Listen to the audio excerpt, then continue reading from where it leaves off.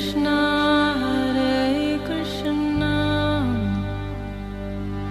Krishna Krishna Hare Hare Hare Rama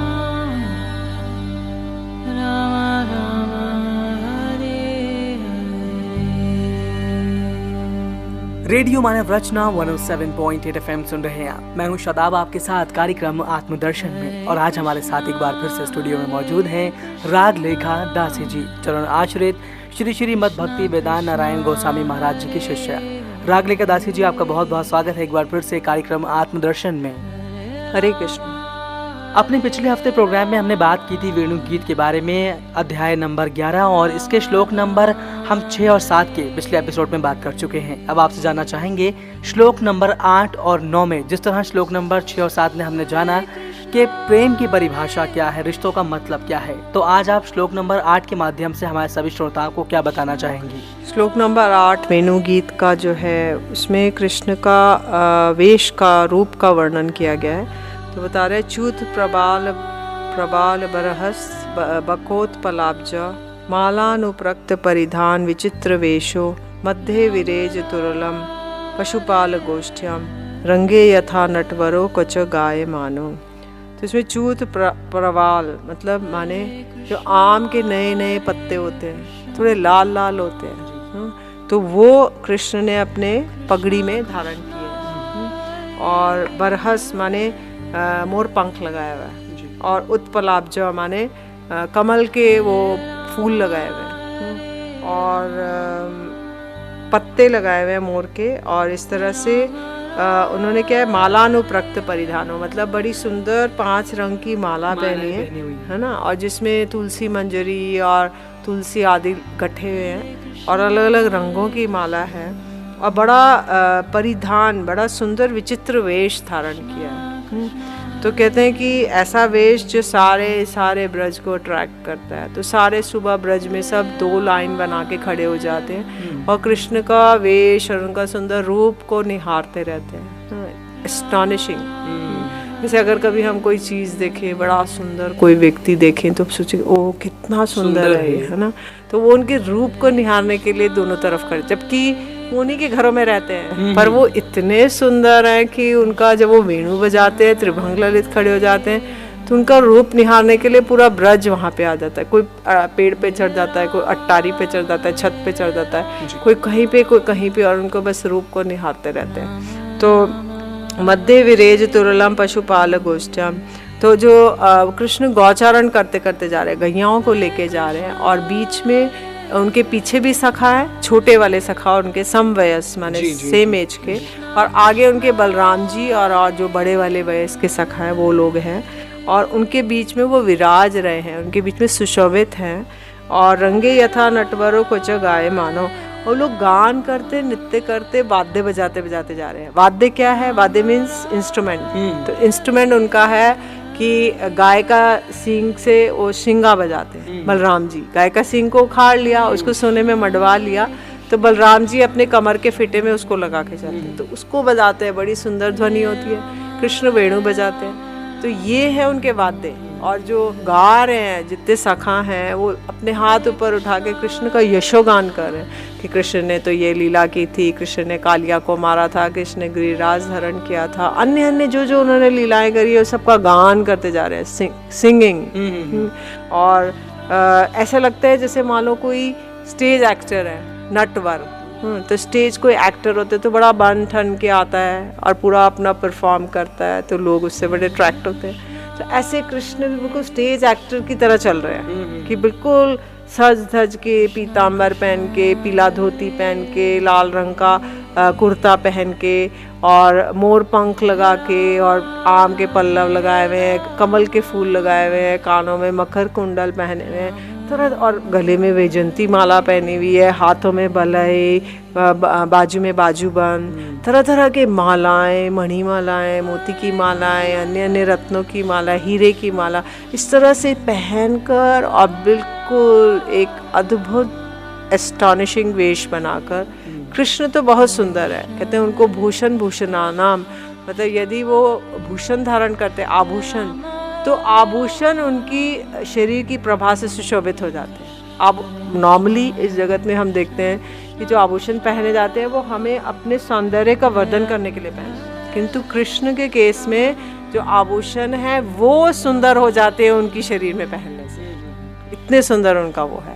तो एक बहुत सुंदर उनका जैसे फ्रेशली फॉर्म्ड क्लाउड है, जैसे नवीन नवीन बादल बना है, वैसे उनका रंग है। उसके ऊपर जो पीला पीताम्बर होता है तो वो बहुत सुंदर लगता है। ऐसा लगता है जैसे बादल में बिजली कड़कती है, तो बिजली तो एक जरा सी स्ट्रीक आती है फिर खत्म हो जाती है, लेकिन यहाँ पे क्या है, स्थिर सदामिनी, मतलब एक स्टेशनरी बिजली है जो उनके शरीर पे व्याप्त है और इतना स्पार्कलिंग गोल्डन कलर का है कि सब लोग उससे अट्रैक्ट हो जाते हैं और उनका अट्रैक्शन से उनका मन उसी में सारा दिन उसी का चिंतन करते रहते हैं। ओ इतना सुंदर दर्शन किया था। तो हमारे लिए भी इस जगत में कुछ भी अच्छा नहीं है, कुछ भी अट्रैक्टिव नहीं है। हम लोग एक दूसरे के रोज़मर्रा के मोनोटोनस लाइफ से इतने बोर हो जाते हैं, उसको चेंज करने के लिए हम कोई एक पार्टी करते हैं, शादी करते हैं, कोई डिस्को में जाता है, कोई मॉल में जाता है, कोई पब में जाता है, कोई होटल में कुछ खाना खाने जाते हैं, सोचते हैं अब हम ये करेंगे तो शायद हमारे को वो आनंद मिल जाएगा। लेकिन वो किसी भी इस जगत की मटेरियल वर्ल्ड की किसी भी व्यक्ति और किसी भी वस्तु और कोई भी क्रिया से हमें वो नहीं मिलती। यदि हम भगवान से अपना संबंध बना लेंगे तो उनके रूप से, उनके गुण से, उनकी लीलाओं से हमको ये वस्तु प्राप्त हो सकती है। रेडियो मानव रचना 107.8 FM सुन रहे हैं आप। मैं हूं शादाब, आपके साथ कार्यक्रम आत्मदर्शन में, और आज हमारे साथ स्टूडियो में मौजूद हैं राग लेखा दासी जी, जहां पर आज हम बात कर रहे हैं वेणु गीत के बारे में, 21वें अध्याय के श्लोक नंबर 8 के बारे में। करेंगे उनसे और भी कई सारी बातें और जानेंगे श्लोक नंबर 9 के बारे में। लेकिन आप कहीं मत जाइए, सुनते रहिए radio Manav Rachna 107.8 FM। Feel good, feel live.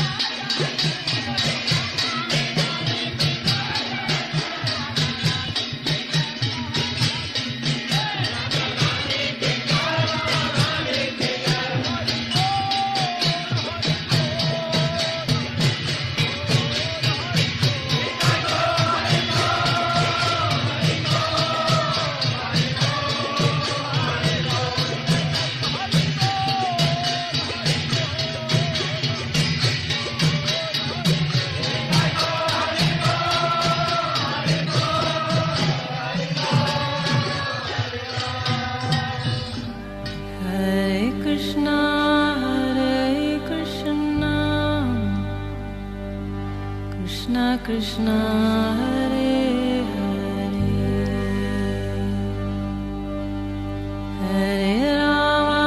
Hare Rama Rama Rama Hare Hare। Radio Manav Rachna 107.8 FM सुन रहे हैं आप। मैं हूं शादाब आपके साथ कार्यक्रम आत्मदर्शन में, और आज हमारे साथ स्टूडियो में मौजूद हैं रात लेखा दासी जी, चरण आश्रित श्री श्री मद भक्ति वेदांत नारायण गोस्वामी महाराज जी की शिष्या। और आज चर्चा हम कर रहे हैं वेणु गीत के बारे में, जिसका हमें व्याख्यान मिलता है श्रीमद् भागवतम में। और आज हम चर्चा कर रहे हैं 21वें अध्याय के श्लोक नंबर 9 के बारे में। राग लेखा दासी जी, आपका एक बार फिर से बहुत बहुत स्वागत है कार्यक्रम आत्मदर्शन में। और अब आपसे जानना चाहेंगे कि श्लोक नंबर 9 के बारे में आप हमें क्या बताना चाहेंगी। शादाब भाई, सखियाँ गोपियाँ आपस में चर्चा कर रही हैं, बातें कर रही हैं। तो वो लोग कह रही हैं कि गोप्यः किम आचरम देयम कुशलम स्म वेणु दामोदर अदर सुदाम अपि गोपिका नाम भुंक्ते स्वयं यद अवशिष्ट रसम हृदिन्यो ऋष्य त्वचो अश्रु मुमुचुस तरवो यथार्य।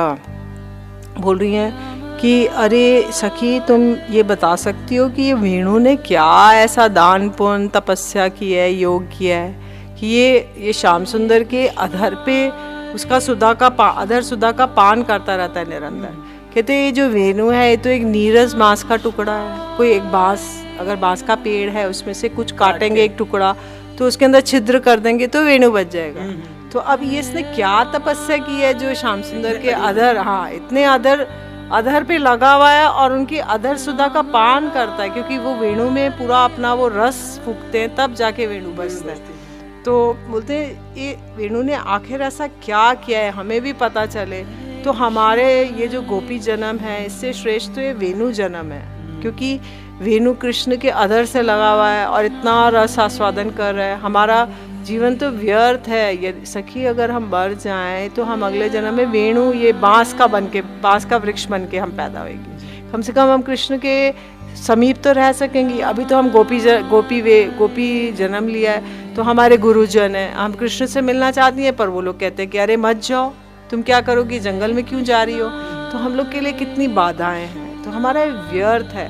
तो ये कहते हैं महाभाव का लक्षण है, जिसमें वो लोग अपने आप को निकृष्ट समझती हैं और दूसरे जो कोई भी पशु पक्षी आदि है उसको इम्पोज करती है कि ये श्रेष्ठ है, ये सर्वोत्कृष्ट है और इसको कृष्ण का संग प्राप्त है और हमें तो कोई संग प्राप्त नहीं है। तो महाभाव के लक्षण के फलस्वरूप वो लोग ऐसा मन में सोच रही हैं। तो फिर आगे कहती हैं कि भुंक्ते स्वयं यद अवशिष्ट रसम हृदिन्यो। कहते हैं ये जो वेणु है ये सारा जो कृष्ण का अधर रस है स्वयं पान कर लेता है।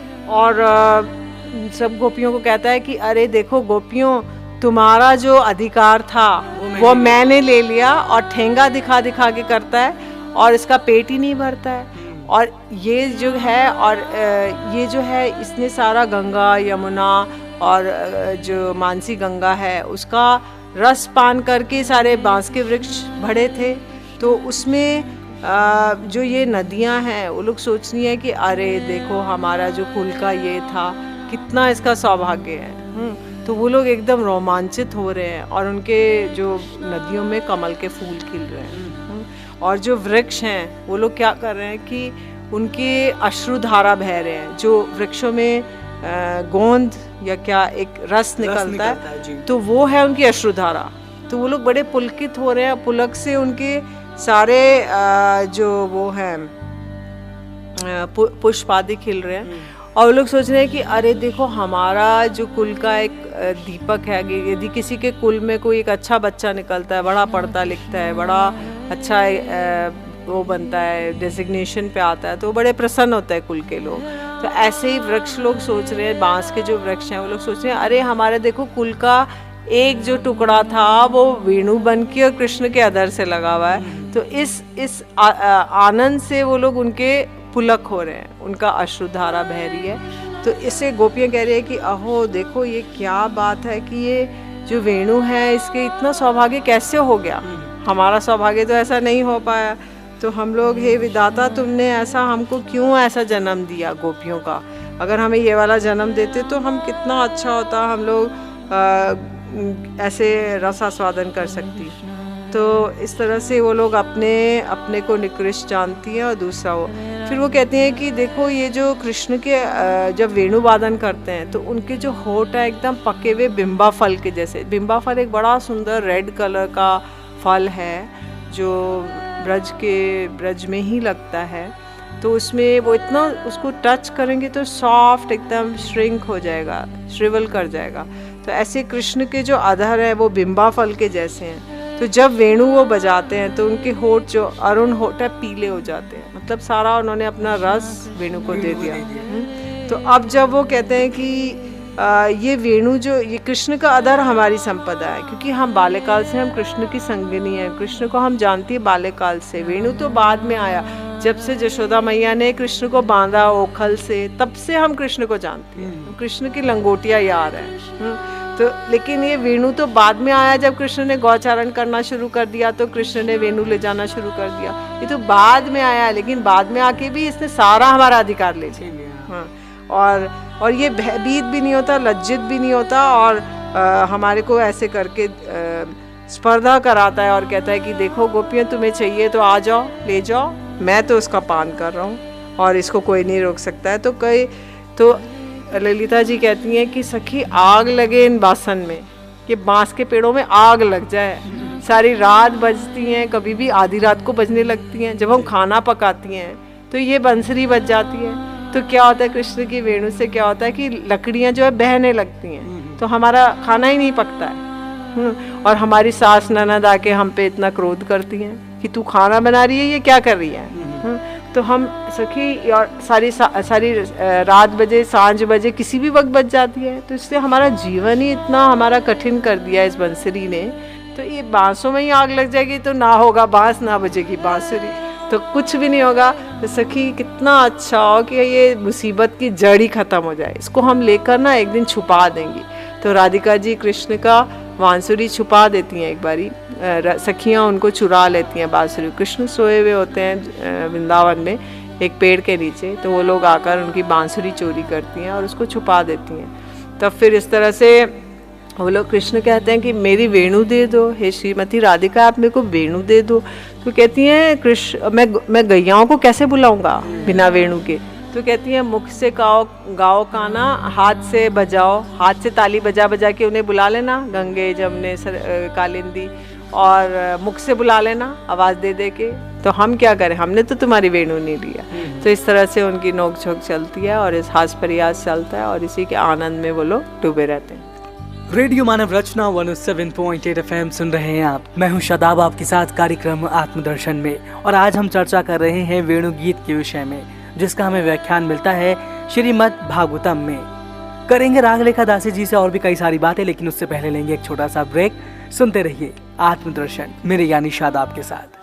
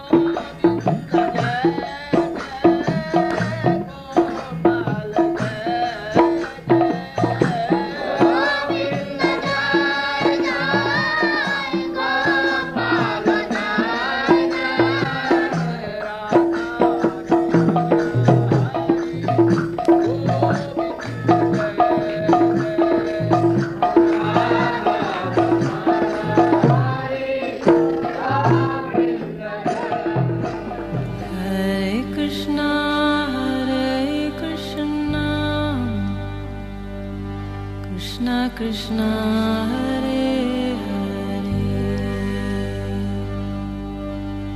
Hare Rama Hare Rama Rama Rama Hare Hare। Radio Manav Rachna 107.8 FM सुन रहे हैं आप। मैं हूं शादाब, आपके साथ कार्यक्रम आत्मदर्शन में। और आज हमारे साथ स्टूडियो में मौजूद हैं रागलेखा दासी जी, चरण आश्रित श्री श्रीमद भक्ति वेदांत नारायण गोस्वामी महाराज जी की शिष्या। और आज हम चर्चा कर रहे हैं वेणु गीत के विषय में। रागलेखा दासी जी, आपका बहुत बहुत स्वागत है एक बार फिर से कार्यक्रम आत्मदर्शन में। हरे कृष्ण। जैसा कि आज के वक्त में देखा जाता है कि प्रकृति जो है वो अपना असर दिखाती है, मनुष्य अपना कर्म करते हैं, लेकिन जब किसी के साथ कुछ गलत होता है तो हम भगवान को दोष देते हैं। देखा यह जाता है जब भी किसी ऐसे गरीब आदमी के पास है जिसके पास थोड़ा सा धन कम है, उसके साथ कुछ गलत होता है तो वो बोलता है कि भगवान सिर्फ अमीरों का है, जो उनको अच्छा चढ़ावा चढ़ाते हैं, जो उनके नाम का दान करते हैं, भगवान उनका साथ देते हैं और हमारे लिए ख़राब से ख़राब टाइम लेकर आते हैं। जानना चाहेंगे इस बात में कितनी सच्चाई है, क्या भगवान ऐसा भेदभाव कर सकता है कभी? देखिए शादाब भाई, भगवान तो समदर्शी हैं, भगवान विषमदर्शी नहीं है। मतलब वो विषमता नहीं करते, पार्शियलिटी नहीं करते कभी भी। ये हमारे कर्म फलों के हिसाब से हमको ये फल मिल रहा है। जैसे से हमने प्रारब्ध कर्म किए पूर्व जन्मों में, वैसा हमको फल मिल रहा है। भगवान तो कभी किसी के साथ पक्षपात नहीं करते हैं। वो सबको, अगर भगवान ऐसे करते तो एक चींटी और हाथी का पालन भी कर रहे हैं भगवान। एक चींटी तो बहुत थोड़ा सा खाती है, एक दाना शुगर का, और एक हाथी तो मनो टनो खाता है। तो वो जंगल में रहता है, तो कोई उसको आके कोई उसने बिजनेस करा है ना जॉब करा है, उसका लालन पालन कौन कर रहा है? भगवान कर रहे हैं। तो भगवान को तो प्रत्येक जीव जिसमें जीवात्मा है, भगवान को उसकी चिंता है, क्योंकि ममेवांशो जीवलोके जीवभूत सनातना, भगवान के ही सब अंश हैं। तो भगवान को उनकी चिंता रहती है। अपने बच्चों की चिंता हर माता पिता को रहती है ना, कि इसको अच्छे से खाना मिले, अच्छे से पहनना मिले। वैसे भगवान को भी चिंता रहती है मेरे जितने भी जीव हैं उनको सबका उनका पोषण होता रहे। किंतु भगवान विषमदर्शी नहीं है, भगवान पार्शल नहीं है। ये केवल हमारे ही कर्मों का दोष है, जिसकी वजह से हमको जैसे से कर्म करें वैसा वैसा दुख या सुख मिल रहा है। तो हम दोषारोपण करते हैं भगवान पे, पर भगवान तो फिर भी हमारा मंगल ही चाहते हैं। तो भगवान परम मंगल आकांक्षी हैं। हम लोग इसको समझ नहीं पाते। एक उदाहरण देती हूँ, एक कथा है। एक बार एक मंत्री और एक राजा थे। तो मंत्री हमेशा ये कहते थे कि भगवान बड़े मंगल आकांक्षी हैं, भगवान जो करते हैं अच्छा ही करते हैं। तो एक बार राजा की कोई उंगली में चोट लग गई, तो मंत्री कहने लगा भगवान तो मंगल आकांक्षी है, भगवान सब करते हैं अच्छा ही करते हैं। तो राजा को बड़ा क्रोध आया कि ये मंत्री तो मेरा उंगली कटी है, उसको कह रहा है अच्छा बात हुई है। तो उसने उसको जेल में बंद कर दिया और कुछ शिकार खेलने गया। तो रास्ते में जंगल में डाकुओं ने पकड़ लिया, और वो डाकू लोग राजा की बलि देना चाहते थे। तो राजा की जब उन्होंने देखा उंगली कटी हुई है तो उन्होंने छोड़ दिया। और तब राजा को पता चला कि अरे आज मंत्री मेरे साथ आया होता तो आज उसकी मृत्यु हो जाती, और अगर मेरी उंगली नहीं कटी होती तो मुझे नहीं छोड़ते। तो इसलिए भगवान जो करते हैं वो अच्छा ही करते हैं, लेकिन हम लोग उसको समझ नहीं पाते। हम लोग अपनी इंटरप्रिटेशन करते हैं और सोचते हैं कि ओ ये तो बहुत बुरा हुआ, ये बहुत अच्छा हुआ। लेकिन अगर हम भगवान का स्मरण करते रहेंगे, तो स्मरण निरंतर स्मरण करेंगे, तो वो हमारे प्रति सदैव कृपालु है और अधिक कृपालु। रागलेखा दासी जी, यहाँ हम आपसे जानना चाहेंगे एक संदेश जो रेडियो महाराष्ट्र 107.8 FM पे अभी बहुत सारे श्रोता हमारे सुन रहे हैं और वो अपने जीवन की परेशानियों से बहुत ज़्यादा परेशान है। जब भी जैसा कि हम बात कर रहे हैं कि आपने कहा कि भगवान पार्शल नहीं है, भगवान जो है वो ये नहीं देखता कि कौन अमीर और कौन गरीब है। भगवान समस्त पूरे ब्रह्मांड के लिए एक समान है, फिर चाहे वो छोटा जीव हो या फिर बड़ा जीव हो। वक्त है हमारा यहाँ से जाने का, तो जाते जाते आप रेडियो महाराष्ट्र के सभी श्रोताओं को क्या संदेश देना चाहेंगे अपने माध्यम से? रेडियो मानव रचना के सभी श्रोताओं को केवल मैं एक निवेदन करना चाहती हूँ, एक अनुरोध करना चाहती हूँ कि हम लोग ये जो पावरफुल भगवान के नाम है इसको जपना शुरू करें। जिस भी अवस्था में हैं हम, छोटे बड़े, स्त्री पुरुष, या हम कैसे भी हम लिटरेट है, इलिटरेट है, पढ़े लिखे हैं या हम पढ़ना नहीं जानते हैं, फिर भी हम इस जप को खाते पीते सोते बैठते उठते जागते हम निरंतर इस मंत्र का जप करें, और उसका रिजल्ट आप स्वयं देखेंगे। इसमें यदि मैं बताऊंगी और इसको आप एक्सपेरिमेंट करके देखेंगे तो आप स्वयं ही जान जाएंगे। तो हम सबको मिलकर केवल यही करना है कि हरे कृष्णा कृष्ण कृष्ण हरे हरे, हरे राम राम राम हरे हरे, इस मंत्र को निरंतर जाप करना है। ये हमारे मंत्र हमारी बहुत सहायता करेंगे। स्वयं नाम ही नामी है, मतलब ये जो मंत्र है नाम के माध्यम से स्वयं कृष्ण ही चले आते हैं इससे अट्रैक्ट होकर। तो यही हमारी समस्त विपदाओं को, हमारे सब अभाव, हमारे दुखों को दूर कर सकता है। किंतु इससे भी अधिक जो है स्वयं भगवान जो है इस मंत्र के वशीभूत होकर हमारे वशीभूत हो जाएंगे, जो कि बड़ा कठिन है। आप एक कुत्ता रखते हैं तो उसका आप चेन लगाते हैं, पट्टा बांधते हैं, उसको वशीभूत करने की चेष्टा करते हैं, वो बड़ा वफादार है। लेकिन इस मंत्र के माध्यम से आप जो त्रिलोकीनाथ हैं, भगवान श्री कृष्ण हैं, उनको हम कैप्चर कर लेंगे। उदाहरण के लिए अर्जुन ने भगवान को अपना सारथी बना लिया। क्यों बनाया कृष्ण को? क्या जरूरत थी कि उसके घोड़े चलाएं, घोड़ों को नहलाएं? इसलिए क्योंकि वो उनके प्रेम के वशीभूत हैं। तो अगर हम उनसे प्रेम करेंगे तो वो हमारे वशीभूत हो जाएंगे। प्रेम करने का और कोई तरीका नहीं है इस कलिकाल में। ना हम योग से, ना तपस्या से, दान से, किसी भी चीज़ से भगवान को वशीभूत नहीं कर सकते। केवल मात्र उनके सुंदर नामों का जप करने से वो हमारे वशीभूत हो सकते हैं। रेडियो मानव रचना 107.8 FM सुन रहे हैं आप। मैं हूं शादाब, आपके साथ कार्यक्रम आत्मदर्शन में। और आज हमने चर्चा की वेणु गीत के विषय में, जिसका व्याख्यान हमें मिलता है श्रीमद् भागवतम में। और आज हमने चर्चा की श्लोक नंबर 8 और 9 के बारे में। रागलेखा दासी जी, हम आपका तहे दिल से शुक्रिया अदा करना चाहेंगे अपने सभी श्रोताओं की तरफ से, रेडियो मानव रचना की पूरी टीम की तरफ से, कि आज आप रेडियो मानव रचना में आए और आपने हमें वेणु गीत के विषय में इतनी ढेर सारी जानकारी दी। इसके लिए बहुत बहुत शुक्रिया। हरे कृष्ण। तो दोस्तों, आप कहीं मत जाइए। अपनी राय, अपना सुझाव, अपना कोई भी संदेश हम तक पहुंचाने के लिए, इस कार्यक्रम के बारे में अपनी कोई राय हम तक भेजना चाहते हैं तो SMS कर सकते हैं 8010781078 पर। अगले हफ्ते हम फिर हाजिर हो जाएंगे आपके लिए लेकर एक नई कड़ी आत्मदर्शन की। तो बस सुनते रहिए radio Manav Rachna 107.8 FM। Feel good, feel live.